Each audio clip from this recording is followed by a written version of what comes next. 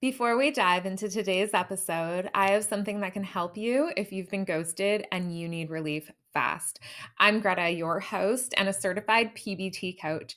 That stands for post betrayal transformation. If you're looking for expert guidance to heal and move forward, Coping with Ghosting 101 is my video workshop designed to help you process the pain, reframe your experience, and rebuild your confidence. In under an hour, you'll get the healing essentials, powerful mindset shifts, and guided relaxation exercises to help you feel grounded. This workshop will be your go to resource for clarity and support. Anytime, anywhere. Download Coping with Ghosting 101 today at copingwithghosting.com or click the link in the show notes to start feeling better now. Welcome to Coping with Ghosting, the podcast that provides hope, healing, and understanding for anyone who's been ghosted. I'm your host, Greta, and this show's all about opening up, connecting, and deepening relationships after being ghosted. And my guest is Topaz Adizes, an Emmy award-winning writer, director, and experienced design architect. He is an Edmund Hillary Fellow and a Sundance Skoll Stories of Change Fellow. His works have been selected to Cannes, Sundance, IDFA, and South by Southwest, featured in New Yorker magazine, Vanity Fair, and the New York Times, and have garnered an Emmy for new approaches to documentary and 2 World Press Photo Awards for immersive storytelling and interactive documentary. He is currently the founder and executive director of the experience design studio, The Skin Deep. Topaz, I'm honored to have you on my show. Oh, Greta, thanks. It's good to be here. Thanks for having me. So I'm pretty sure many of my listeners are familiar with your work, and I'd love for them to get to know you on a deeper level. And as we know, being ghosted can take a huge toll on our mental health. So could you please share a little bit about your experiences with mental health challenges, how you've addressed them, and how they've helped you improve your relationships? Wow, that's a good one. That's a big one. So when you say mental health challenges, which, you mean, how has my dating life affected my being or other mental health issues like depression, or what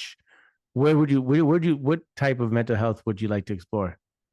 Depression is a really good place to start. Any mental health issues related to or surrounding dating as well? Mm. Well, I mean, I met my current partner, who I have 2 children with, my wife, when I was 42. And that was after living in New York for 18 years. And, the impetus for starting the Skin Deep was really came out of dating and living in New York. And I had a brother who's 16 years younger than I. And I saw how he was also single and how we just dated differently because his relationship to technology was so much different than mine. And I don't know what the dating world is like now because I've been with my partner for 6 years now. But starting the Skin Deep was really because I noticed how we were relating to one another, how we were finding the experience of love, of deeper intimacy with other people differently. My brother's 16 years, how he was doing it differently.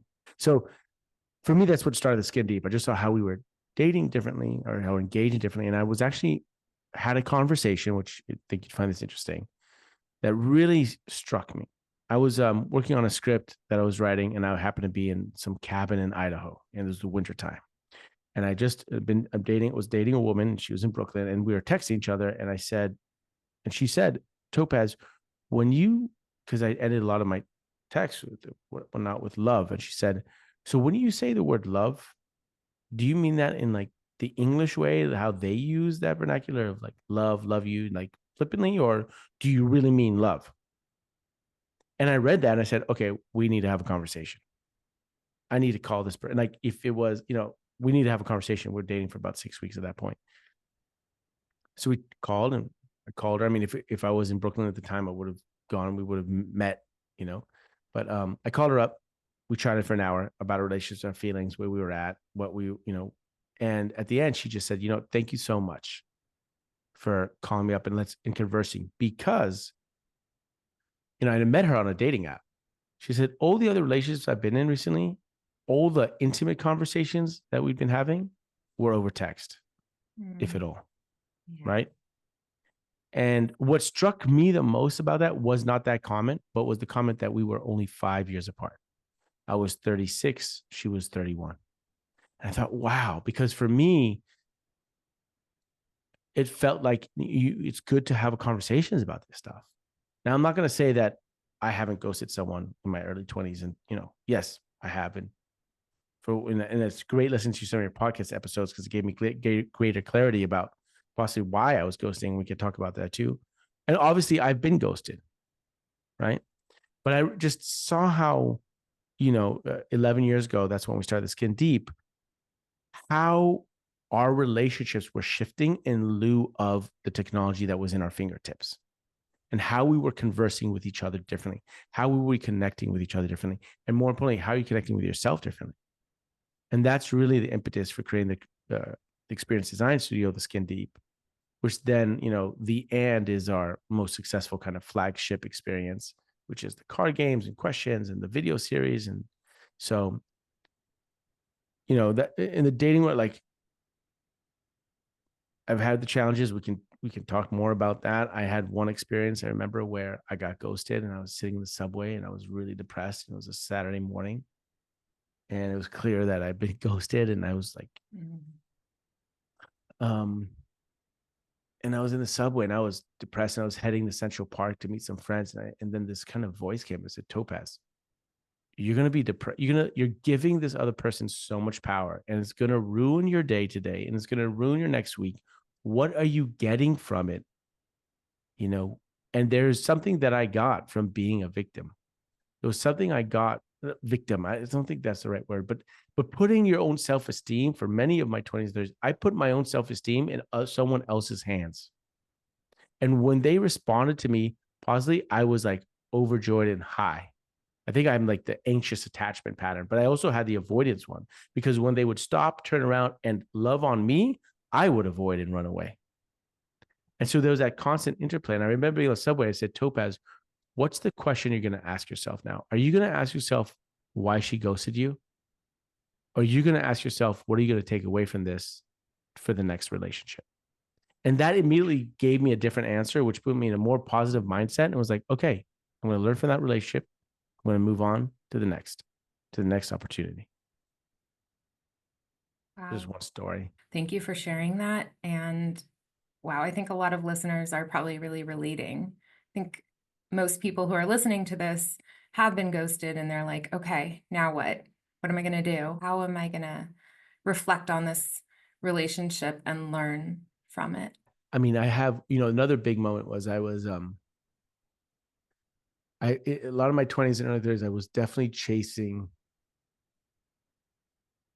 I won't say the wrong kind of partners, but the partners that gave me a lot of a high, a sense of love when they responded, but were also avoided. And I was always chasing them. And I had a neighbor who was an amazing older woman, slightly older than me, but she was a mother of two and married. And she said, very amazing, Anitra. And she said, Topaz, the reason that you're loving them while you chase them is because if they stopped, turned around, and loved on you, you'd run away. So I'll say that again. The reason you're loving chasing them is because you're scared if they stop and they love on you, you're going to run away. And that was such a clear hit for me that, like, oh my God, I obviously have an issue with intimacy, and that's where I need to focus my attention. And obviously it comes from childhood and such.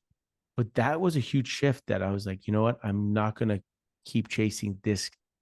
I'm not going to continue this pattern, because I was very attracted to that partner who would reinforce that pattern, because that's a pattern I got high off of, chasing after, for them to turn around, love on me, and feel like I accomplished something. But then I would run away. So I Yeah. wasn't really finding that. And it did take me a long time. Again, it said meeting my partner at 42 is as much about me developing myself as it is about the luck and joy and coincidence of finally finding that person. Right. Mhm. And God knows I had met many partners before that could have been great partners, but I wasn't really that partner ready for that at that time because I was, yeah, because of the patterns internally of the way that I would attachment styles that I have and whatnot, or the way that I searched for intimacy and was fearful of intimacy. And what did you do to make that shift within? Did you go seek external help, like a therapist, coach, counselor, that type of thing? Such a long story. It's such I think I did a lot of everything. Um there was a quickening in the 6 months before I met my partner. And by that I mean it's almost like I went through a series of different experiences that were challenges for me, but I was in a space where I was conscientious of the challenges I was facing and how I was behaving and reacting to them. This goes from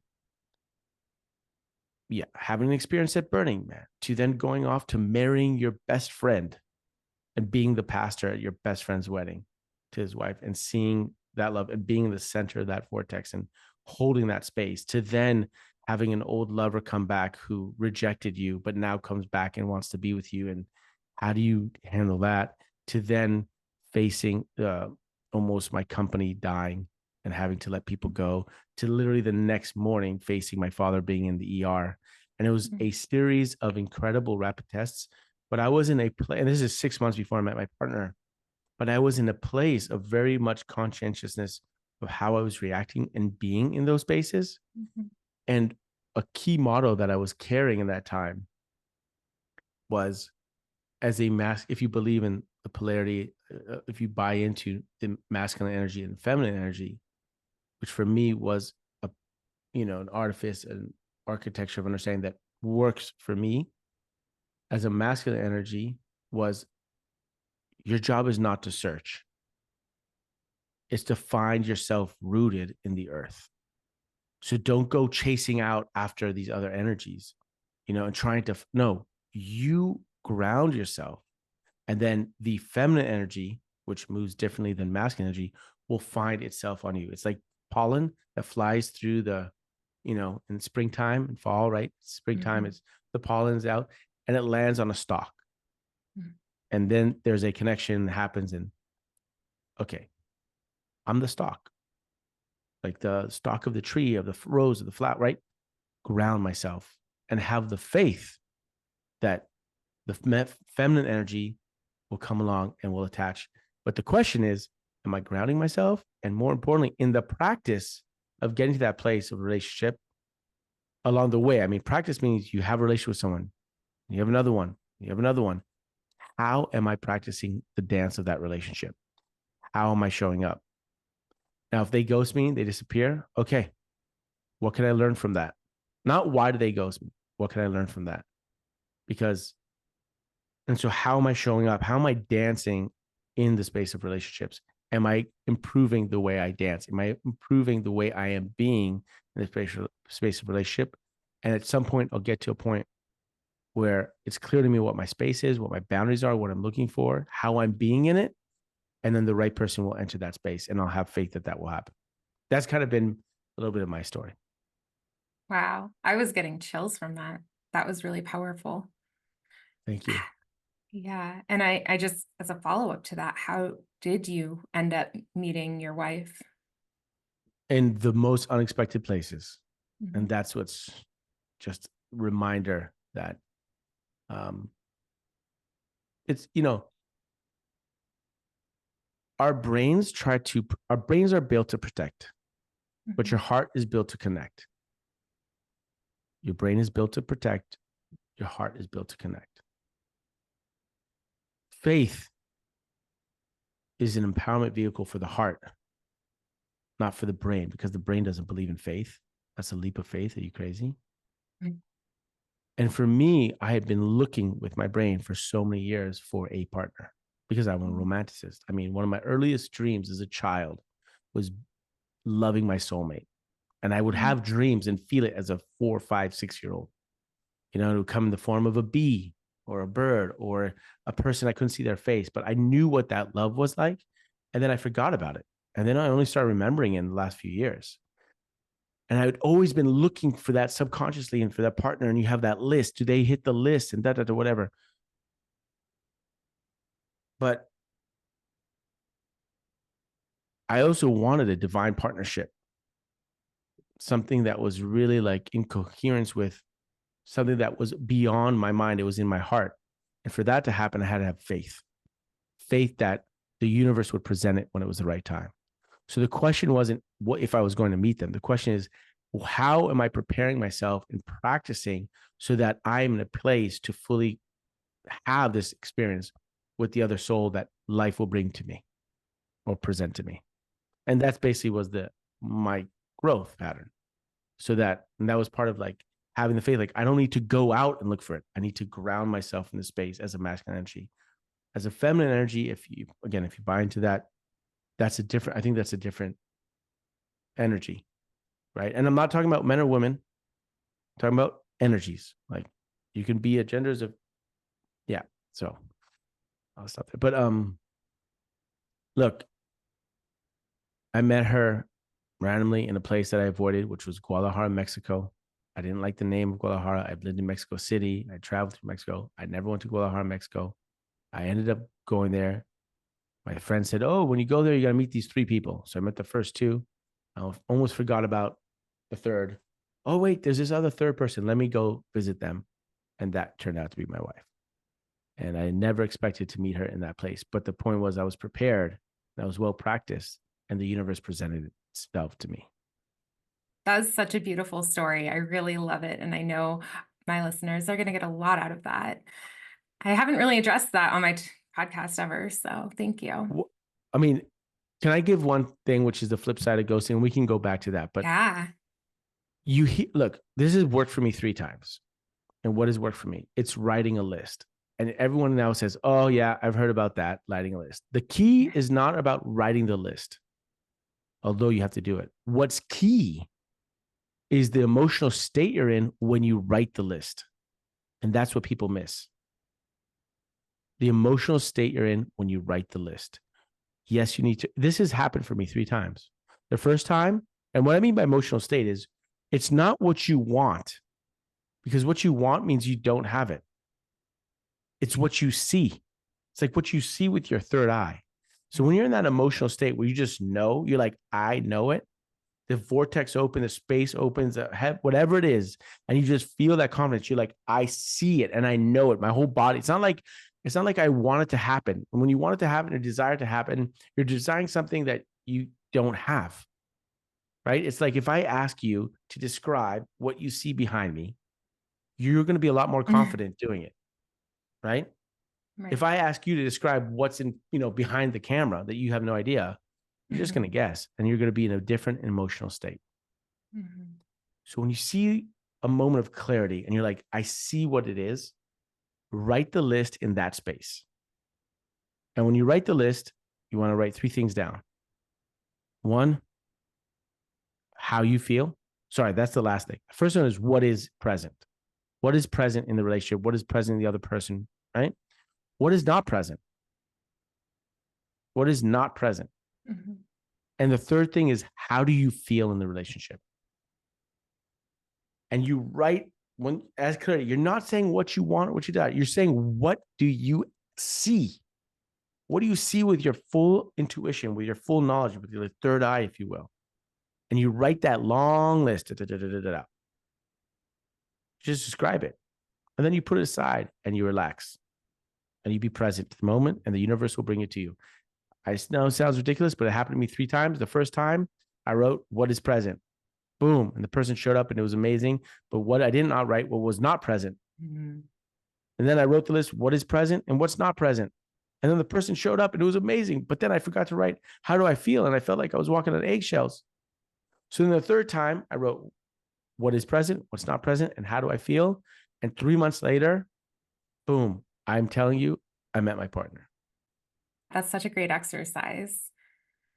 And I wonder how, when you met your partner, how asking the right questions helped you deepen your relationship. Okay, so for the last 11 years, if you know which is the video series that we've been doing for 11 years now, over 1,250 pairs have come into a room of all kinds of relationships, not just romantic or dating, but also best friends and family. And they'll sit across from each other and they'll ask each other questions that we give them. And we film with three cameras, and then we present to the audience where you can always see both people talking. And what it basically does is it illuminates the space between. It illuminates the and. The and is, a relationship is you and I, us, and them. It's the and that connects us. So it illuminates that. For doing that for 11 years and witnessing so many conversations, you get to learn how to create the space to have a cathartic conversation and how to construct really good questions. And so that's why you're asking me that, right? Like, what questions did I ask my partner?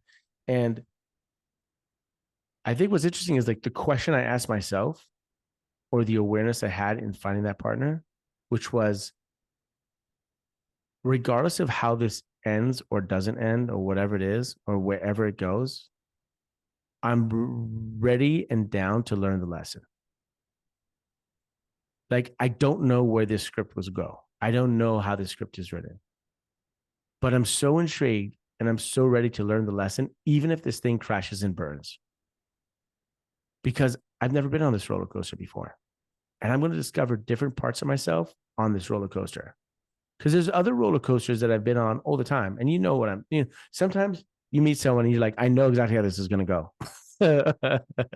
You have a sense like, I know this pattern. This pattern is, there's a seduction, there's this and that, and then there's avoidance, or there's anxiety, or this, and it's over. And it's like, and I know what that roller coaster is like. And when I met my partner, this was a roller coaster I'd never been on. And even though it's a roller coaster and sometimes it's up and down and da-da-da, it's like, this one, I don't know where it ends. And I'm really excited to be on one that I don't know how it goes, because I know I'm going to learn from it. What's the take home lesson? Is don't confound safety with comfort. Okay. Safety and comfort are not necessarily the same thing. Safety is essential, but you can be uncomfortable and still be safe. If you're on a roller coaster, in theory, you are safe because they've tested that thing out. Engineers have looked at it. They've had thousands of people be on it. It's checked all the time. So you're safe. You're not going to fly out, but you're uncomfortable because you're going up and down and flipping around. So in theory, let's just not confuse. Just because you're uncomfortable does not mean you're not safe. And I mean, let me be clear. Like, there are toxic relationships. Sometimes people think they're safe, but they're not. So being clear what safety means to you and what that is essential, but not always to confuse comfort, safety. Sometimes, and oftentimes, safety is essential, but being uncomfortable in a safe place is excellent, because that means you're growing. Yeah. And that goes back to the list of, how do you want to feel? What feels good to you? What do you need? What are your desires? Yeah. And also that it's just not forever, because forever is a long time, and we change a lot. They change a lot. The world changes a lot, and you have a right to change your mind. Yeah. Right. We're like, oftentimes this forever thing is antithetical to what is real about life, which is things change. So this is, so giving things kind of like a frame of mind of, yeah, this is my partner for this journey that we're on. And it's either going to end in us separating. It's either going to end in one of us dying, or maybe not, or who knows. But I'm invested in this journey as it is now. And I don't know where it's going to go per se, but I know what I'm invested in, and I know the direction that I'm investing in. What is the difference between just feeling connected to someone and having a deeper, more meaningful connection? What is the difference between feeling connected to someone and having more deeper connection? Wow. That's really good. Thank you for that question. Thank you for that beautiful opportunity to share that. That's really nice, because I haven't. Oh, thank you so much. We hear so much about connection. It's like out there. It's almost as used as love. I mean, love is But love is not the same emotion as it used to be. And just think about technology. I mean, our parents or our grandparents used to call each other or write letters to each other. And they would wait 3 weeks after they sent the letter to get a response if their partner was away or at war or who knows what. Right? Now you send a message and it's like instantaneous. Right? When you're dating back in the day, you would meet your partner in physical proximity. It had to be physical proximity. You would meet your partner or you would be dating on people that either you met through friends, you met at church, you met at work, you met at the supermarket. You had to physically run into them. Now you can explore digitally, and the physical proximity is not as necessary as it used to be. You could find other people and other experiences and other explorations, and that's almost a superpower. That makes us feel connected, but does it give us deeper connection? And deeper connection is not necessary to physical proximity, but it's the way that we engage with each other when we are in conversation, when we are in connection. And bottom line is, are you sitting in the space of discomfort so that you can explore one another? Right? It's not about the answers. It's about sitting in the questions. Okay, I just threw two things. I didn't really connect them, but I just want to give that take home was like the calculation. You hear Esther Perel, which I'm sure a lot of your audience knows because she's incredible, does great work, written, wonderful books and does great things. And a leader in the space. She says the quality of your life is commensurate to the quality of your relationships. Okay. So the quality of relationships, the better relationships, the better my quality of life. Man, I believe that. It makes sense to me. Great. Well, how do we have quality relationships? Well, one way is quality conversations, right? There's a few other ways of access, but one way as humans is we have this ability to put words to ideas and emotions and have conversations. Mm-hmm. Okay, great. So then how do you have quality conversations? And that's where we come in because we've been having over 1,250 of them in the last 11 years in 10 countries of all kinds. And it's about creating the space and well-constructed questions. So if you create the space, you have well-constructed questions, you will have these incredible conversations. If you have these incredible conversations, you have deeper relationships. If you have deeper relationships, you'll amplify and have a deeper quality of life. Okay, so you're asking about connection and deeper relationships, conversations. What are the conversations you're having? Now, if you're asking the same question over and over again when you're dating, you're going to get the same answers. It's almost like a rhythm. Here's a very simple take home. Watch this. You're on a date and you have your go-to question, or they have their go-to question, like, what are you looking for in your next relationship? Okay, so you go on 5 dates and the 5 people ask you, what are you looking for in your next relationship? You're going to answer the same thing, right? If your mom asks you, what do you want looking at your next relationship? This is what I'm looking for, same thing. So that question does not acknowledge the person who you're in conversation with. If you just tweak it and make it a connective question means that it acknowledges who's in the conversation. So you'd say, what do you think we're both looking for in our next relationship? What do you think is the common thing that you and I both are looking for, that we share in what we're looking for in the next relationship? You go on 5 dates, you're going to get 5 different answers because I have to take you into account for the person asking the question and giving you the answer. If your mom asks you that, you're like, oh, well, I have to think about what are my mom and I both looking for? What value do we both share when we're looking at our next relationship? So just making the question connected, what acknowledges the unique moment, the unique conversation that you're having with the other person. Just that little tweak means you're not giving the same routine scripted answer. Now, that's because, again, let's focus on the question.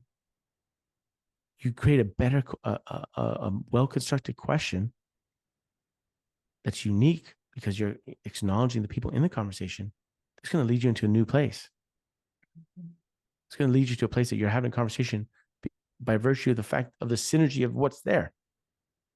And that leads you into a place of somewhat deeper connection because you're acknowledging this is not just like every other conversation.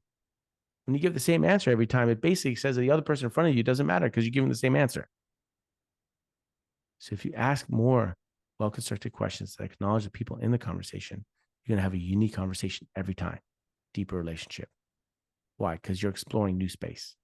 Mm-hmm. And the other thing is, in a relationship, deeper, any relationship, when we say deeper, to me, I see the roots of a tree are deeper, which means the tree that stands on that deeper connection to earth, the deeper relationship, the stronger connection you have to another, can weather the storm, can weather more discomfort. And that's why I say, sit in the discomfort of the question. That's more important than finding the answer, because the answer can be generic and scripted that you give to everybody. But if you ask quality questions and you sit in the discomfort of asking those questions, you don't necessarily have to answer them. You're building a deeper relationship. So smart. Can you share a little bit about your book and how that can help? Yeah. So 12 Questions for Love. It's a guide to intimate conversations and deeper relationships. And it's basically what my team and I have learned from witnessing all these conversations, Mm-hmm. and how to create the space, how to ask well-constructed questions, Mm-hmm. and gives you the tools and what we've learned of how to do it. Because think about it. Where do we learn how to have quality conversations? I don't know where you learn. You learn basically by doing. So you either model it from your family, right? Or you model in your friend group. And you're modeling your culture. And frankly, our culture just feeds us now with, short dopamine hits, whether it's short texts or short TikTok video, whatever. It's like we're being trained for short instead of depth and long. Mm-hmm. So where do we learn this from? And so for me and my team's offering is, well, we've been learning it from just watching for the last 11 years. Mm-hmm. People do it. And this is what we've learned. This is what we've distilled down. And that's what's in the book. And we can go deep into what's in the book. But the book is basically an opportunity for you to learn how to ride the bike of how to have deeper conversations, how to sit in the space, how to ask stronger questions, more exploratory questions that lead you into different places and basically reflect your experience of living in a way that you don't get because we're not asking the same old questions. I think this is so important for people who have been ghosted because they're on high alert. We're on high alert of who are we dating? What do they want? Who are they really and truly? Are they going to ghost me? And by listening with deep curiosity and asking the important questions, you can learn a lot about a person and their character. Look, what I've learned from doing this, from just witnessing, it's just the power of questions, which is a cliche, but it is so true. We don't realize it's not about the answer. It's about the question you ask. And oftentimes we are not asking our own questions. We're asking questions that society gives you, that you think is normal, that your parents give you, that your friends give you. The more unique question you ask yourself, the more helpful and unique of a life you're going to have, because you're asking yourself different questions. And so when you wake up in the morning and you say, oh shit, I have to do that, or whatever first thought you have, you don't realize that you're actually answering a question. We are answering questions with every thought we speak in our heads or out loud. We're answering a question. But we're so good at focusing on answers and saying these things that we're not realizing we're actually answering a question. So when I wake up in the morning, oh shit, I have to do that. The question was, what shitty thing do I have to do today? What's going to be the hard part of the day? How do I feel about today? Oh, that shitty thing I have to do. If instead you say, wait, stop. I'm going to change it. I know I have a tough day today. I know I got to go do these 5 things. It's tough. Instead, I'm going to say, what am I going to learn from today's challenges? Because the mind is built to protect you. So it's a faithful dog. It's a faithful servant. It will find the answer to any question you ask it. But ask it really good questions that it fetches you quality answers. So if you're asking, why do they ghost me? That faithful dog is going to chase down that stick and bring you 30 sticks, each with the possibility, because they don't like me, because I'm not good enough, because they have this, because this, da, da, da. How many of those sticks, how many of those answers will be constructive for you, will give you a sense of agency and empowerment? Instead, if you ask a different question, don't focus on the answers. change, focus the question. You go, you know what? I'm not going to ask that question because it's going to fetch me all these sticks that are not helpful. I'm going to change the question. How did I show up in this last relationship that I really enjoyed and want to carry into the next one? Bring back all these sticks. You did this great. You did this great. I did this great. Great. I'm going to kick those sticks to the next relationship. I'm not even concerned about why they ghosted me. Even though I'm not saying that's easy. I'm just saying that's what, when we started this thing about stepping in the train and asked myself a different question. The question shapes the answer. So if you're finding answers that are not making you feel good, that are not empowering you and not constructive and not giving you things to move forward, don't keep asking the same question. Change the question. Change the question. One question that I had to answer myself was, why do I want to be with somebody? Why am I pining after, longing for, fantasizing, romanticizing about somebody who ghosted me? Mm-hmm. That's so hard because I still Oh. wanted them back. I still miss them. I had to get to the root of that question. Yeah, it's a big question. You know, it's a big one. And what is empty in me that I allow them to fill, and how can I fill it myself? Right. You know, tweaking it into that question, because then the second part, how can I fill it myself? Then your mind is searching the sticks, that teaching you how to fill it yourself, and giving you the power, right? Giving you the agency. And so I find that most of my conversations, every time I talk to people, we're trying to look for an answer. I always like, let's go back to the question. Let's construct a better question. You know, let's construct a better question so that the answers will be more constructive for us. Because, you know, a race is shaped by the course it's on. If it's got a lot of curves, the race is going to have a lot of curves. If it's a straight line, it's going to have a straight line. So, like, you know, simple example, if I ask my kids, do you want to go to sleep? Do you want to go to sleep? The answer is either yes or no. But if I say, do you want to sleep on the couch or on the bed? The option to stay up is not an option. The only option is you're on the bed or on the couch. So the question shapes the answer. Focus more on the question. Find really good questions to ask yourself that are going to fetch you the answers, the sticks that are going to be helpful. But I mean, I feel you. Yeah. Is there anything else you'd like to share with listeners about ghosting or being ghosted in general? I don't know if this is going to sound trivial or something, but the pain you sense, the pain you feel, first of all, it's not you. It's just something you're feeling. So know that.